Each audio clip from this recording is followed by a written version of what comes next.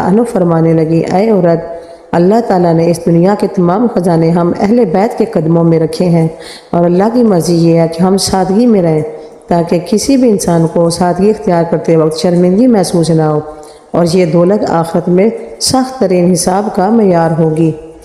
اس عورت نے آپ کا اخلاق اور آپ کا معجزہ دیکھا تو آپ کے قدموں میں گر گئی اور کہنے لگی، اے بنت رسول صلی اللہ علیہ وسلم، مجھے معاف کر دیجئے، میں تسلیم کرتی ہوں کہ آپ کے بابا اللہ کے رسول صلی اللہ علیہ وسلم ہیں، میں تسلیم کرتی ہوں کہ آپ اور آپ کا گھر اللہ کے قریب ہے، اور آج سے میں بھی مسلمان بندی ہوں۔